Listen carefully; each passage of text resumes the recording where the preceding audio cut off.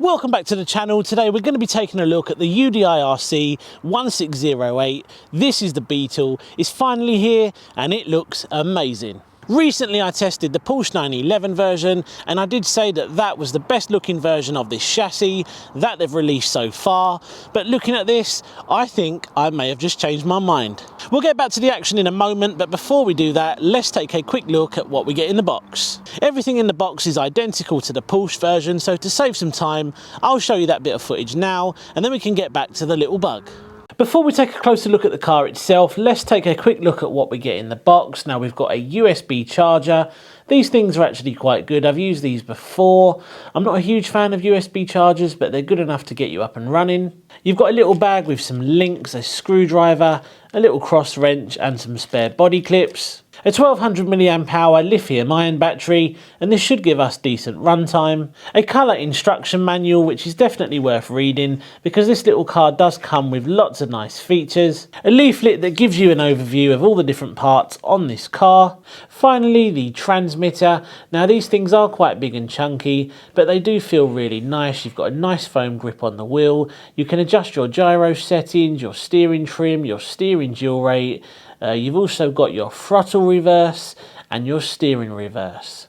This is a 4-channel transmitter and you can adjust your speed and your lighting settings. There's two versions of this chassis available. There's the brushed and the brushless version. Now Banggood have sent me the brushless version and this is using a 3900 kV brushless motor, a 2-in-1 ESC and receiver, and it's got a 3-wire micro servo. Obviously, because this is the brushless version, it is a little bit quicker than the brushed version, and we'll take a look at the speeds later on. Friction shocks are a standard feature on this little car, but they don't actually perform too bad because it is quite light. Now upgraded oil-filled shocks are available should you feel the need to upgrade. We've got metal CVD drive shafts at the front and metal dog bones at the rear, a small front bumper which is made out of foam, a rear diffuser which does have an inbuilt LED light. Really nice silver wheels which definitely complement that body shell. Overall this thing looks fantastic. We've also got a metal centre drive shaft, ball bearings throughout, and it is fully proportional as you would expect. Now the full spec is available on the Banggood website and I will leave links in the description below. So let's take a very quick look at the lighting settings on this little car then. Now as you can see they are off at the moment. If we click the channel 3 button in, we've got our red rings, and again we've got our headlights on as well. And then they go off, and then you've got the headlights on their own with the red rings again, and then off again. So there's various different settings when it comes to the lighting. You just need to find the combination that you think is the most attractive. The first thing we're going to do today is a quick 2S speed test using the included battery. Let's get the body shell on and find out how quick this little car actually is.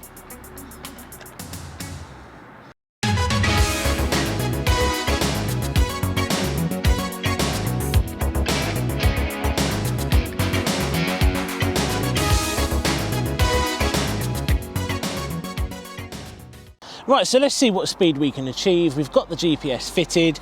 I think we're going to see 22, 23 miles per hour.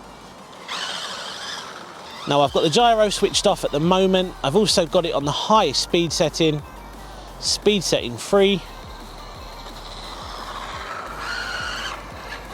Now I actually think these things are quite smooth even with the gyro switched off, especially on a very flat surface like this car park.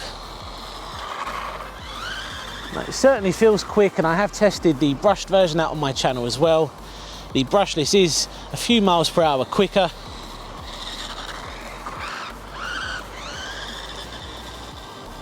I really love these little cars, they're so much fun.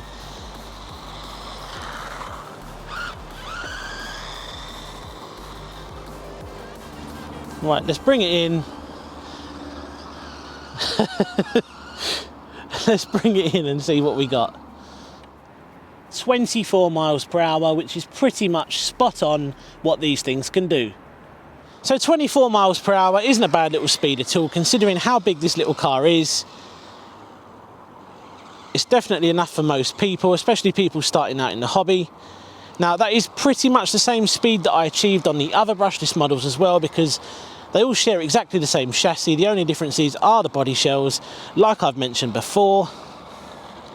24 is a respectable speed. Now I have got the gyro switched off at the moment. If we turn this up a little bit, let's go to halfway. You do see that sometimes having the gyro switched on actually causes more harm than good. It actually doesn't want to stay in a straight line. I think you do need to be a little bit careful with your gyro settings. I think about a quarter is the sweet spot.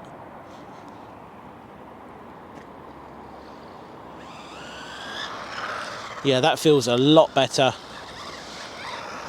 The stabilisation is noticeable, but it doesn't affect the handling of the car. Yeah, I think the best way to go with the gyro is about a quarter. And every time I've tested out these brushless versions, it's usually the same story. On the brushed, you can be a little bit more aggressive with the gyro. It seems to perform a little bit better. Oh, the gyro seems to perform a little bit better on the brushed version. The brushless version's always felt a little bit twitchy. Now I think what we'll do is get the drift wheels fitted and then we'll have some real fun.